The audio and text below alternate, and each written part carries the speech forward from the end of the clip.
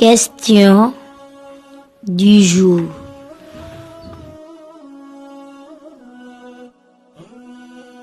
Parité ak Islaam.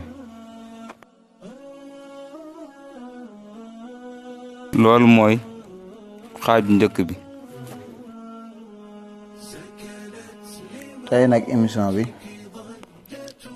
dañ koy séddale ci ñeenti tomb ba ca njëkk mooy parité ak ñi ko sos maanaam xamle lan mooy parité ak ñan ñoo sos parité ak sax amaana lan lañ ci jublu ba tax ñu sos ko. ñaareel ba mooy Islaam ak parité maanaam Islaam nan la gisee parité. ñetteel ba mooy jigéen ak Islaam maanaam Islaam fan la fekkoon jigéen yan situation ak fan la ko indi. ñeenteel bi nag mooy soññee comme niñ ko baaxoo def bala ñuy tëj vidéo bi. Année internationale de la femme dafa am ñetti baat yum fi bàyyi te mooy émancipation de la femme ak libération de la femme ak égalité de l'homme et de la femme. dañoo wax ne jigéen dañoo bëgg mu jëm ci kanam maanaam développé. ba ca topp dañoo bëgg itam jigéen am liberté. ñetteel bi mooy tollale góor ak jigéen maanaam yamale leen.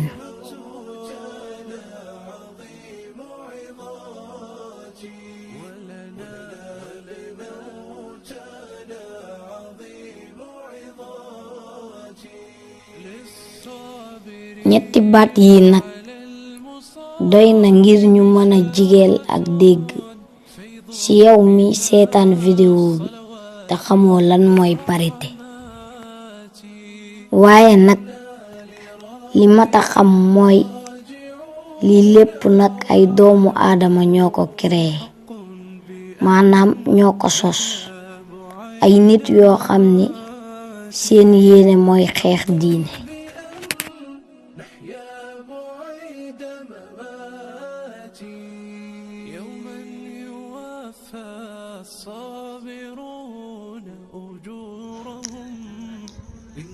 ci loolu sax lañuy taxawlu ngir leeral tomb bi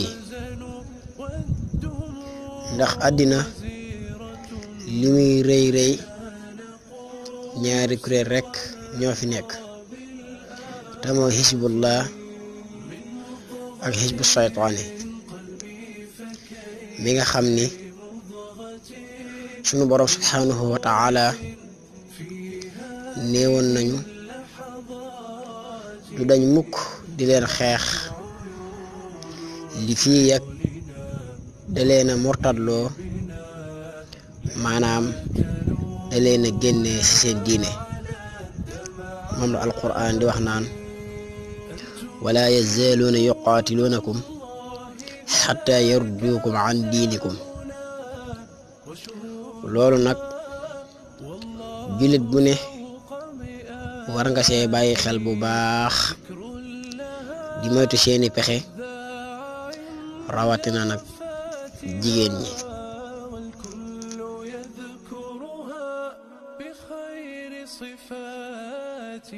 lii mooy ñaareelu tomb bi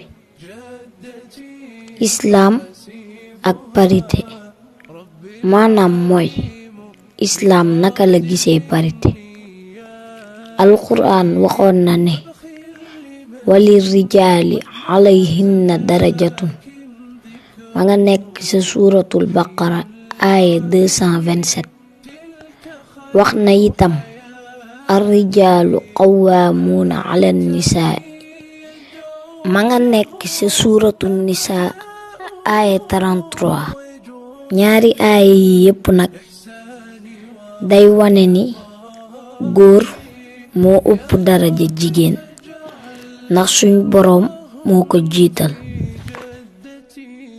kon bu ay nit dikkee bëgg ñoo indi lu wuteeg li war nañoo tey ci ñaari mbir te mooy xool ñiy wax ñooy ñan ak li ñuy wax mooy lan. Effectivement.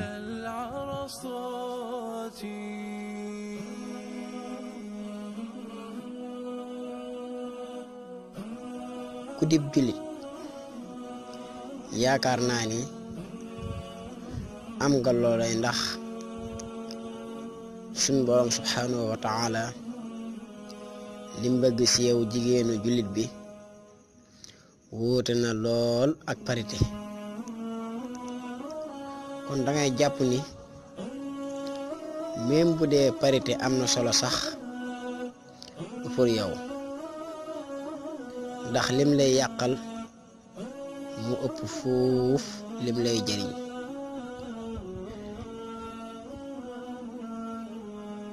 ci lu dul parité sax jigéen warul diglu ku dul islaam ndax li parité di woote lépp